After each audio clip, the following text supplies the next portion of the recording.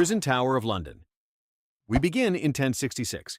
William the Conqueror didn't just invade England, he built a symbol of domination that would last 1,000 years, the Tower of London. And beneath it, dungeons where political prisoners simply disappeared.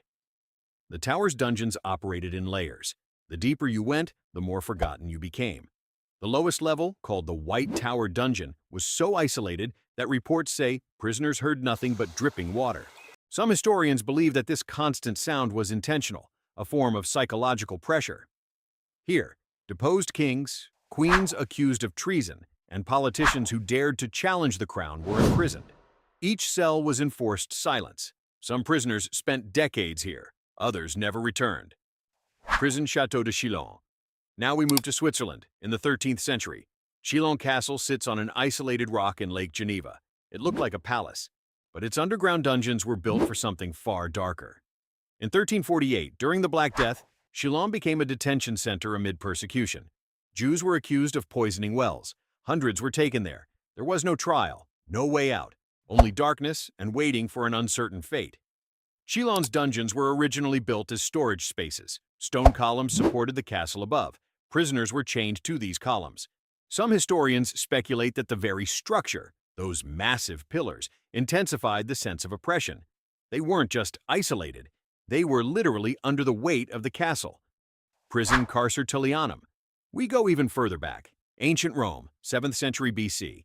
The Carcer Tullianum, or Mamertine Prison, as it's known today, is possibly the oldest prison in the world still standing. It wasn't just a prison, it was a space of extreme confinement. There were no individual cells.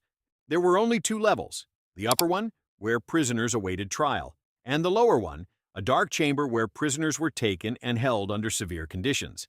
Some accounts indicate they were lowered through an opening in the ceiling. The prison was so ancient that, over time, its original function was lost.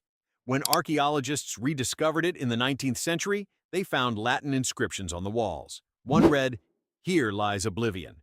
We don't know who wrote it. We don't know when, but the message was clear. Once there, you vanished from history. Doge's Prison. Venice, 14th century. The Doge's palace wasn't just a symbol of power, it was a fortress, and within it, the Piombi, the Leads, a prison that became famous for one reason. It was practically impossible to escape. But someone did. The Piombi got their name because the roof was made of lead. In the summer, temperatures inside the cells became extreme. Many couldn't survive the conditions. Others lost their mental stability completely. But in 1756, a prisoner named Giacomo Casanova did something extraordinary. He escaped. Not by digging, not by fighting, but by planning. Casanova used an improvised tool, a piece of iron, to slowly break through the wooden floor. It took weeks, but when he finally succeeded, he didn't just leave. He left a message. "I came, I saw, I conquered." That phrase became legend. And the prison once considered inescapable lost its most famous prisoner. Prison Spielberg Fortress.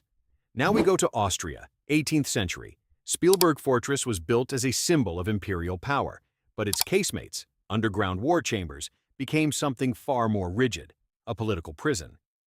During the Napoleonic Wars, Spielberg was used to imprison Italian and Austrian revolutionaries. Prisoners were held in casemates originally designed to store ammunition. There was no proper ventilation, no sunlight, only dampness, cold, and darkness. But here's the detail that makes Spielberg unique. In 1783, Emperor Joseph II reformed the casemates. He turned them into a more humanized system, with better ventilation, lighting, and prisoner health records. Spielberg became a model for modern prisons. The irony? It was still an underground prison, just more structured. Prison Edinburgh Castle. Scotland, 15th century. Edinburgh Castle sits atop a volcanic rock. Its dungeons were carved directly into the stone, and for centuries they were used to imprison pirates, rebels, and prisoners of war. But here's the fascinating detail.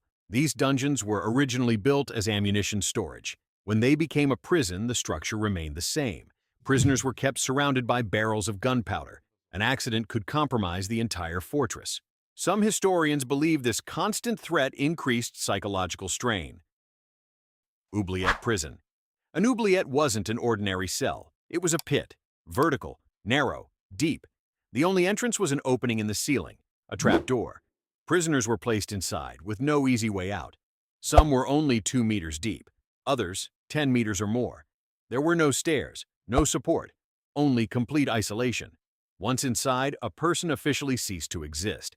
There were no records, no trial. They simply vanished from the records. And the most unsettling part? No one knows how many people passed through these places. Some castles had oubliettes that were literally forgotten. Centuries later, when rediscovered, human remains were found. No identification, no history, only silence. Today, these underground prisons are museums. Tourists walk through them, take photos, share stories.